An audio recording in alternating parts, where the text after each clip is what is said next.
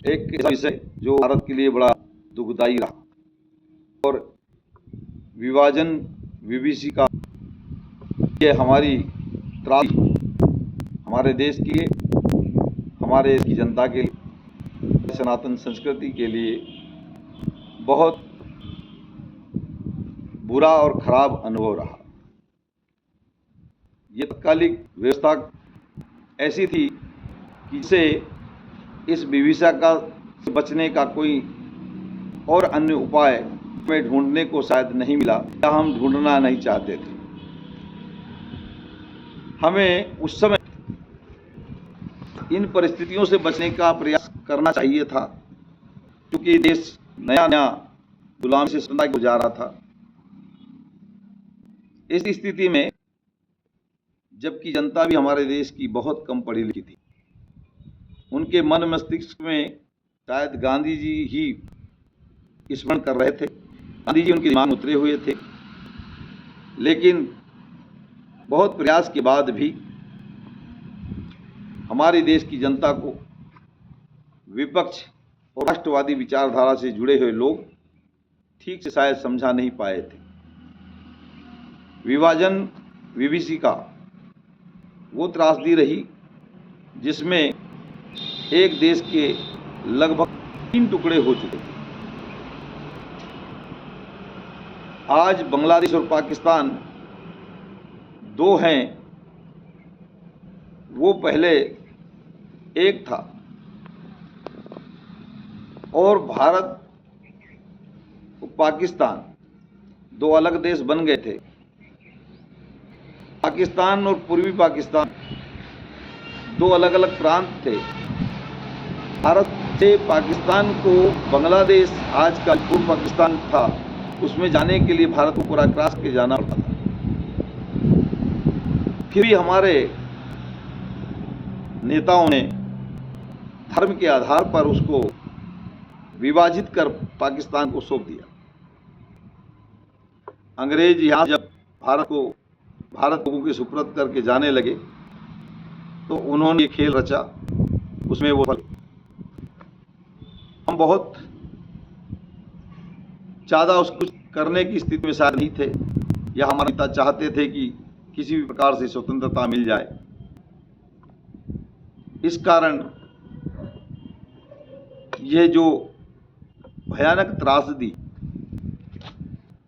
2 धर्म को विभाजन करके 2 अलग देश बनाए गए, जिसे हम आज विभाजन विभीषिका के रूप में जानते हैं, उस विभाजन में धर्म के आधार पर जो विभाजन हुआ, उसमें एक देश मुस्लिम, दूसरा देश हिंदू बनना था।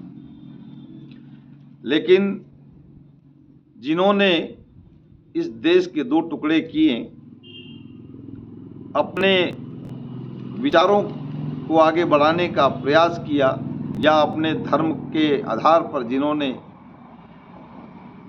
देश की मांग की, उन्होंने अपना देश अलग करके अपना धर्म स्थापित कर लिया। पाकिस्तान को मुस्लिम धार्मिक देश बनाया गया। भारत में हमारे तत्कालीन शासक कह सकते हैं, जिसमें जवाहरलाल नेहरू, महात्मा गांधी, यही प्रमुख थे।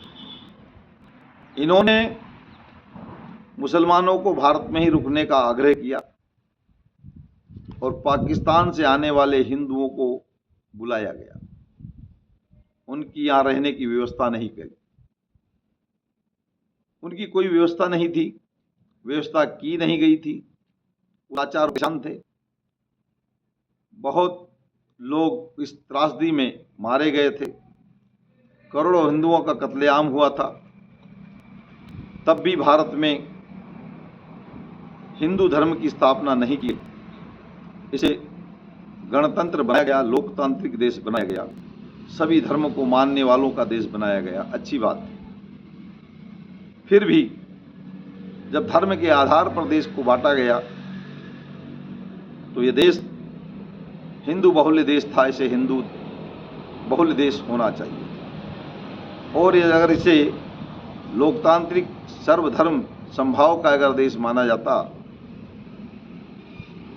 तो बलूचिस्तान को भारत में मिलाना उस समय आवश्यक था।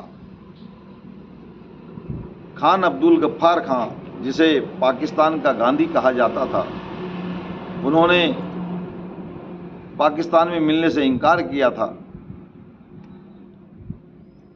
और गांधी जी से बहुत अनुनय विनय किया था कि हमें हमारे पूरे बलूचिस्तान को भारत में मिलाया जाए। तत्कालीन सरकार ने, नवनिर्मित सरकार ने, स्वतंत्र भारत की पहली सरकार जो कि जवाहरलाल नेहरू जी के नेतृत्व में बनी थी, गांधी जी संरक्षक के तौर पे थे। इन दोनों ने खान अब्दुल गफ्फार खां की बात को नहीं मानी और भारत में बलूचिस्तान को यह कहकर नहीं मिलाया कि पाकिस्तान और भारत के बीच में, बलूचिस्तान और भारत के बीच में पाकिस्तान आएगा तो हम क्रॉस करके कैसे जाएंगे। लेकिन एक चीज़ जब सामने रखी हो और उसी चीज़ की तरह दूसरी हो तो उसे आप नकार कैसे सकते हैं। जैसे कि बांग्लादेश उस समय पूर्व पाकिस्तान था, पश्चिम पाकिस्तान अगर पूर्व पाकिस्तान अगर जाना चाहता था तो पूर्व पाकिस्तान जाने के लिए पूरे भारत की सीमा का वो क्रॉस करके जाना पड़ता था। गांधी जी उस विभाजन की विभीषिका में एक प्रमुख किरदार थे। वो पाकिस्तान को एक बीचों बीच से, भारत के बीचों बीच से 20 किलोमीटर का कॉरिडोर भी देना चाहते थे, जिससे पाकिस्तान, आज के बांग्लादेश जो पूर्व में पाकिस्तान हुआ करता था, आने जाने के लिए सुगम मार्ग उपलब्ध हो सके। ये व्यवस्था जब पाकिस्तान के लिए की जा सकती है तो ये भारत के लिए क्यों नहीं की गई। हमने बलूचिस्तान को भारत में क्यों नहीं मिलाया। या कहें कि पूर्व पाकिस्तान में चटगांव हिंदू बहुल क्षेत्र था और वहाँ पर समुद्र में हमें बंदरगाह भी मिल रहा था, जो हमारी उत्तर पूर्वी की 7 सिस्टर जो राज्य हैं उनके लिए वह बहुत ही व्यापार के लिए सुगम होता, भारत की प्रगति के लिए बहुत आवश्यक था, लेकिन हमने उसे भी खो दिया। मित्रों, हमने पूर्व में विभाजन विभीषिका को बहुत नज़दीक से देखा, हमारे पूर्वजों ने। हम उस समय नहीं थे, लेकिन इतिहास सब कुछ बताता है। इसी प्रकार हमने चीन के द्वारा तिब्बत को अधिग्रहण करते समय चीन का सपोर्ट किया, हमने चीन का समर्थन किया। भारत के प्रधानमंत्री ने, तत्कालीन प्रधानमंत्री ने यूएनओ में भारत को जो सीट दी जा रही थी, पंचशील सिद्धांतों को मानते हुए हमारे पूर्व प्रधानमंत्री जवाहरलाल नेहरू जी ने यूएनओ में सीट जो भारत को मिलने वाली थी वह चीन को दे दी, ये कहकर कि हम नए नए अभी स्वतंत्र हुए हैं, ये सीट चीन को दी जाए। आज हम स्थायी सीट के लिए परेशान हो रहे हैं और वही चीन आज अड़ंगा लगा रहा है। तो मैं इस अवसर पर आप सभी देशवासियों से भी आग्रह करता हूँ, युवा नेताओं से भी आग्रह करता हूँ जो सत्ता में बैठे हुए हैं।